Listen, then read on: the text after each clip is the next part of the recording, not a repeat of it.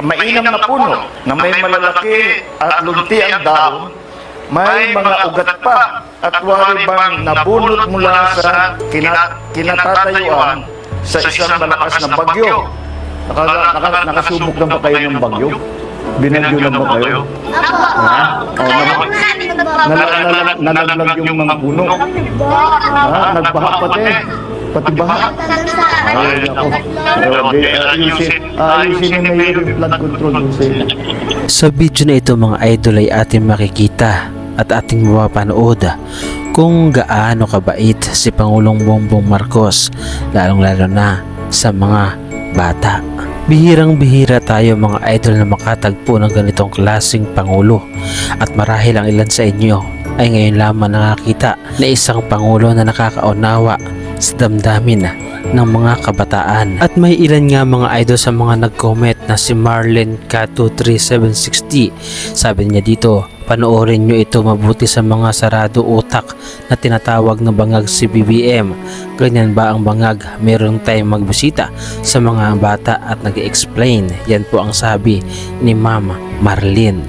At may nagsabi rin nga mga idol galing kay Ma'am Remedio Abaro 437. Ang sabi niya, naiiyak ako, napakabuti nyo mahal na PBBM, hindi kayo malilimutan ng mga batang yan hanggang sa kanilang pagtanda.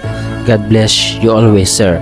Yes, tama naman mga idol ang sinabi ni Ma'am Remedios, na talagang hindi ito malilimutan ng mga kabataan na na-encounter si PBBM during sa panahon niya. At kung ako sa mga kabataan ito at sa mga magulang nito ay isisave ko ang video na to upang sa ganoon paglaki ng mga bata na ito ay makita niya at maging proud sila na nakasalamuhan nila si Pangulong Bongbong Marcos. Kaya marahil marami ang nagagalit kay Pangulong Bongbong Marcos dahil kita-kita naman kung gaano kabait ito, hindi lamang sa mga matatanda, hindi lamang sa mga bata, kundi sa lahat sa ating mga Pilipino. Subalit ang ilan sa atin na ating kapwa kababayan at kapwa ka-Pilipino pa man din ang sumisira sa pangalan ng ating Pangulong Bongbong Marcos.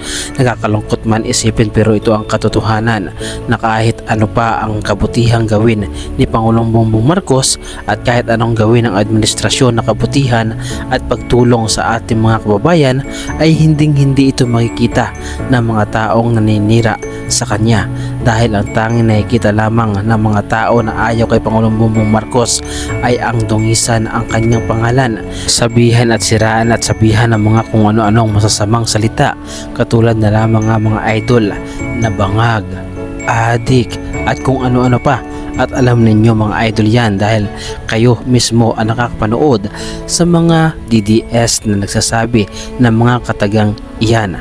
At alam naman natin kung saan nagsimula ang mga salitang ito, kundi sa mga Duterte na ngayon nga mga idol ay nahaharap sa mga patong-patong na kaso, katulad na lamang ni dating Pangulong Duterte na talaga namang tila wala ng kalayaan ang magaganap pa sa ating dating Pangulo na si Duterte, dahil siya ay naharap sa maraming kaso at talagang wala na sigurong pag-asa na lumaya pa ito. Sa kabilang banda nga mga idol, masama man ang tingin ng ibang tao kay Pangulong Bongbong Marcos, masama man ang kanilang pagkakakilala sa kanya, subalit para sa mga sumusuporta kay Pangulong Bongbong Marcos ay mabuting Pangulo itong si PBBM, dahil kahit kaliwat kanan ang pamapatikos laban sa kanya ay hindi siya tumitigil sa pagtatrabaho.